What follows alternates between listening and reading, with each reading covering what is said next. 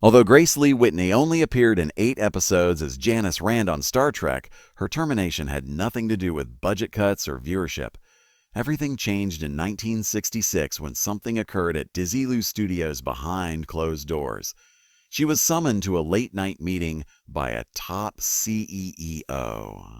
For 30 years, the events that took place in that vacant office were concealed. She was inexplicably fired from the biggest television show a few days later. The true cause would ruin lives and outrage admirers. You're not familiar with this Star Trek tale, though. Grace Lee Whitney was born in a modest Ann Arbor, Michigan hospital shortly after midnight on April 1, 1930. Mary Ann Chase was listed as her birth name. Her biological mother signed away her rights and disappeared without even glancing at the infant just 6 minutes into April Fool's Day. There was no mention of the father's name. Where a name should have been, there was silence and no replies. The baby was transferred to Detroit within a few weeks as part of the state's foundling program. She was privately adopted on June 1930 and given the name Grace Elaine Whitney by a couple in their mid-40s. The woman who took her and celebrated with a cake that proclaimed, "No foolin', she's ours," and pink lemonade. Later, Grace claimed that the small joke both made her laugh and hurt. She never forgot the day of her birth. "Unliving proof that April Fool's jokes can last 85 years, she would say. On the inside, though, she thought she was a mistake. Grace's world collapsed when she was 7 years old. She was assisting her mother in the kitchen on a calm Sunday when it occurred. Grace's mother abruptly admitted that she was adopted. Real struck her hard. The floor seemed to have parted and engulfed her completely. She was furious that her entire existence had been based on a falsehood, so that evening she tore the lace off her favorite dress. Then things changed. She started to sleepwalk. Milk cartons from school were stockpiled by her. She said, "Always go home," so she stopped throwing birthday parties. Years later, she named her haircut the helmet hair from Star Trek, which conceals the kid who was left behind. At the age of 17, she began drinking and claimed that she tried to quiet the young girl who felt discarded with each drink. Grace had a job that most adults would be envious of by the time she was 14. She won a singing competition at WJR, Detroit's largest radio station, in September 1944. She sung a jazz tune while sporting a borrowed dress. She was immediately hired by the program director, who paid her $14 a week, or roughly $240 in today's currency. She sung a lot. She was dubbed Sunrise Sally by the factory workers who listened to her for 22 broadcasts a week in the early morning. She was even honored with a lipstick in a nearby department shop, which sold out by Christmas. Her days were full. After completing her radio job, she would rush to school and then come back for nightly rehearsals. Despite just getting a few hours of sleep, she didn't voice any complaints. When she was 15, she was helping the unselected babies by paying her parents' mortgage and making tiny gifts to the orphanage from which she had come. Grace was ready for more at the age of 18. She took a cardboard hat box and only $37 with her when she fled Detroit. To avoid being viewed as just another gorgeous face, she changed her name from Elaine to Lee Whitney. She performed with Billie Holiday, who was prohibited from performing in New York due to a drug conviction, at Chicago's Blue Note Club. Holiday's weekly income was $1,000. Grace earned $55. She ate hot dogs for dinner and resided in an inexpensive boarding home. However, in just 2 days, she had learned the entire set list of festive songs by heart. After a few bourbons, she also developed the ability to strike the appropriate notes, which would ultimately become a crutch. Her diligence paid off. She soon joined Spike Jonze on tour, doing 157 gigs across 46 states in a single year. Each stop included a fresh survival lesson and a shot of rye whiskey. She then went on tour with Fred Waring and his choir, traversing 25,000 miles in 9 months and performed in 200 cities. Waring was sweet yet severe. He insisted on good manners and drank sherry after performances. Grace made an effort to abide by the regulations, but everything was hazy due to the frequent travel and booze. She would sing in a choir one night while wearing tuxedos. She was drinking backstage the following time, merely to soothe her anxiety. She discovered safety tips along the road. She learned to laugh from Spike Jonze before anyone else did. Fred Waring covered her hand gently with his napkin to protect her from pushy guys. However, there were always dangers. Musicians in one city wagered on how long it would take the new girl vocalist to accept a kiss. Grace remained vigilant in every dressing room and learned how to exchange smiles for protection. She shocked everyone by going to nursing school in 1952. She happily wore the uniform, helped with procedures, and gave birth. She had to make a decision, though, when Spike Jonze called regarding a new TV program. A nurse's monthly salary was $180. In addition to travel, the performance earned $250 per week. She left her ironed outfit behind and went back to entertainment, leaving a loud but bloodless message that read, "Showbiz One." For the remainder of her life, she kept gauze and salts in her purse just in case. As Miss Holland in Top Banana, Grace Lee Whitney made her Broadway debut in 1951, marking the beginning of her career. The Winter Garden Theater had 350 performances of the show before it closed in October 1952. It debuted on November 1st. Phil Silvers, who went on to win a Tony Award for his performance, had it written as a star vehicle. Legends like Rose Marie and Jack Albertson shared the stage with Whitney. She had previously performed in nightclubs as Buddy Rich's and Billie Holiday's opening act. She had earned her spot now. In the entertainment union, which aided in the beginning of her career in Hollywood, she retained her part in the 1954 film adaptation of Top Banana by United Artists. The picture was directed by Alfred E. Green and had a budget of $150,000. The studio published it in regular format, even though it was shot in 3D. It was unusual for the film to retain almost every member of the original Broadway cast. This was Whitney's official Hollywood debut and her first recognized film part. But after that, things took a while. Whitney played a number of uncredited parts in well-known movies. During the height of 3D fever, she was cast as a background beauty in the 1953 film House of Wax. Her most notable uncredited role was in the 1959 film Some Like It Hot, in which she portrayed Rosella, a band member who appeared in sequences alongside Tony Curtis, Jack Lemmon, and Marilyn Monroe. Additionally, she made uncredited appearances in Pocketful of Miracles, 1961, and The Naked and the Dead, 1958. She frequently went uncredited despite her death in screen time. During the studio era, this was typical, particularly for women who were viewed as merely visual extras. Whitney wasn't kidding when she later referred to herself as gorgeous wallpaper. In the 1950s, women like her were frequently relegated to supporting roles in Hollywood. Numerous uncredited parts that appeared well on screen but did little to advance her career were scattered throughout her resume. She continued to work after appearing in The Texan Meets Calamity Jane in 1950, House of Wax in 1953, and Top by Still. During this period, she made appearances on more than 80 live television programs. These featured The Red Skelton Show, The Jimmy Durante Show, The Ernie Kovat Show, and You Bet Your Life with Groucho Marx. She also worked as a visual assistant on Queen for a day from 1957 to 1958. Though seldom heard, she was constantly in sight. She became a television mainstay in the late 1950s and early 1960s.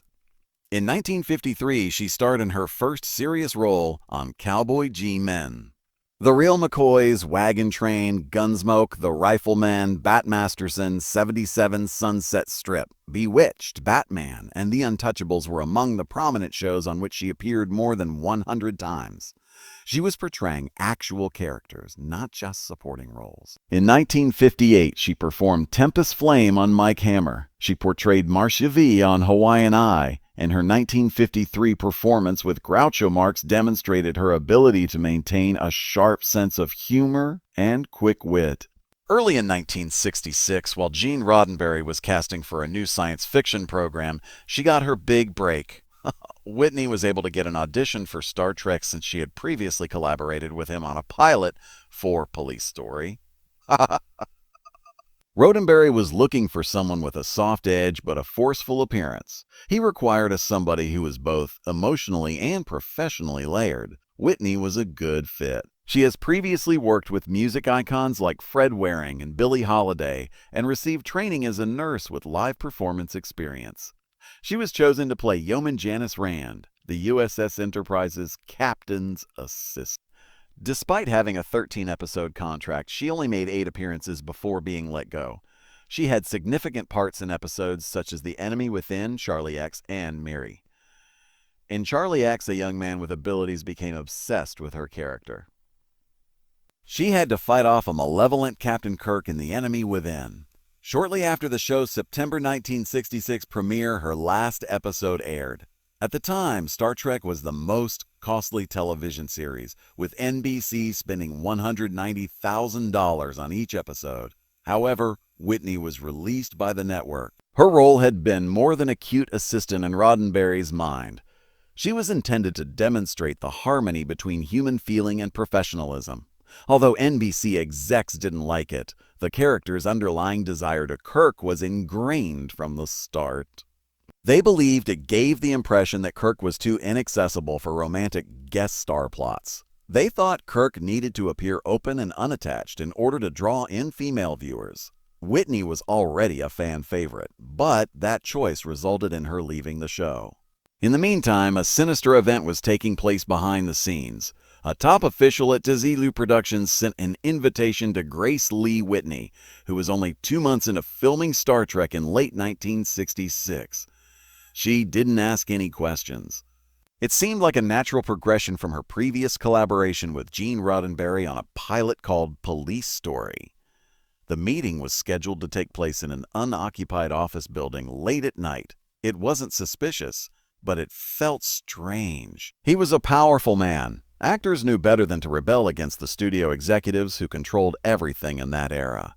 Something didn't feel right when she got there. After offering her a drink, he began speaking in an informal and unduly easy manner. Later on, she would refer to it as glib talk. It wasn't idle chatter. It was standard procedure. Everything had been prepared, including the time, location, and even his speech pattern. This meeting was not for work. The purpose of the trap was to weaken and isolate her. Before long, she understood that the circumstance was more than merely unsuitable. It was risky. Hollywood's power struggles extended beyond casting and contracts. They might get aggressive. Things got out of hand as she started to resist. Not only was she harassed, someone attacked her. That night became a horrific assault, as Whitney detailed in her 1998 memoir, The Longest Trek. That almost killed her. On the Desilu lot, she was confined to an office. He became more hostile as she attempted to push him away. She was afraid. She gave up because she was afraid for her life, not because she agreed.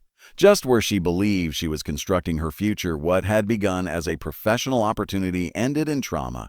She confided in Leonard Nimoy that same evening. He did more than simply listen. He became her savior.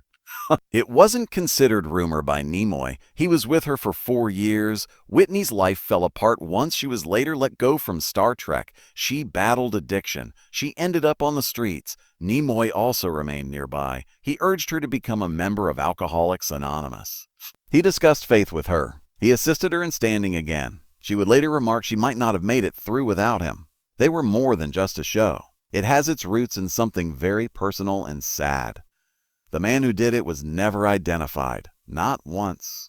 It was always Whitney's story, not his. She didn't even mention his name in her book. Nimoy also kept it a secret. They lived their entire lives in quiet. Not because they didn't give a damn. The reason for this was their fear of the consequences of speaking. He was a powerful man. Speaking could result in legal action, blacklisting, and more. It was the kind of silence that ruined the person who had been harmed while shielding the wrong person. Her agent received the call a few days after the assault. Whitney was fired on Sept. 8, 1966, the day Star Trek's debut episode aired. She was losing the greatest break of her life in addition to her career. She had already taped a number of episodes and was set to make further appearances. Even after her contract expired, she had been retained on set for additional days. Then she was gone in an instant.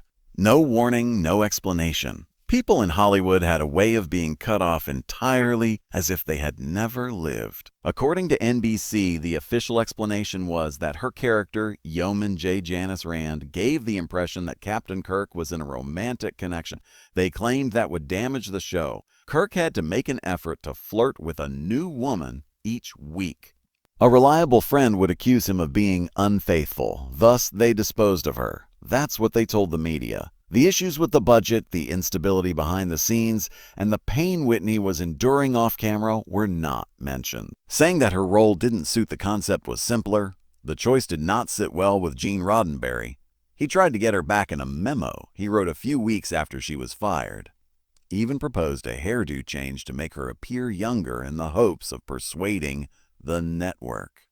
He later referred to it as his career's dumbest error. He acknowledged giving in to pressure. He was aware of Whitney's talent. Her character was important to him. However, even the originator did not always have the last word in the television industry. What transpired during her last weeks on the show adds even more suffering to the tale. Whitney had to perform a brutal sequence in which she is attacked by Captain Kirk's evil doppelganger during the filming of The Enemy Within. The stunt was cruel. She completed it on her own. She was startled and injured, and this occurred only a few days after her actual attack. The scene was directed by Roddenberry, who instructed her to make it appear luxurious yet authentic. It was unbelievable to Whitney. It was very difficult, she stated afterwards. For a while, I felt really blue and black. She thought the assault was the reason she was fired for 30 years. At the time, it made sense. On August 26th, she was assaulted. September 8th was the date of the call. She believed she had been removed from the show for speaking up or possibly for protesting. She was plagued by the belief. She discovered the truth after she sobered up decades later. She had already been cut by the studio. Memoranda were present. There was a limited budget. It was unrelated to the attack. For her, that was the turning point. It was more than simply losing her job that caused Grace Lee Whitney to have a breakdown following her 1967 dismissal from Star Trek. She no longer distinguished herself from her character, Janice Rand. She didn't feel like a character in a play. That position was hers. She therefore didn't believe they had rejected a character when she was sacked. She thought they had turned her away. She was unable to distinguish between the two, despite her therapist's best efforts. "They threw me out," she said. It hurt even worse. She was sexually attacked by a Star Trek executive just days before she was fired. She fell into Hollywood's perilous cycle of surviving through addiction as a result of the mental and physical stress, turning to drink and pills. One physician in particular, Max Jacobson, often known as Dr. Feelgood, gained notoriety for injecting celebrities with amphetamines. The fact that John F. Kennedy was on his list of patients gave the impression that the shots were safe. They weren't. Whitney fell in love. She said that she was unable to quit taking medication or drinking. Despite being viewed as a means of maintaining her energy and thinness, the medicines destroyed her. She soon lost her ability to function. Without them, she continued to work in spite of her difficulties.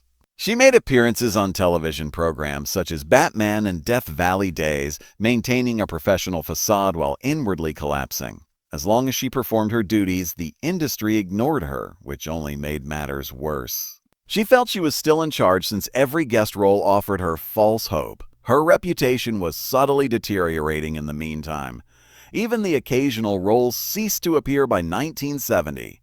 No one was willing to risk anything on her anymore. She had lost everything. She believed that Star Trek would make her wealthy, so she didn't request alimony after her divorce. It didn't.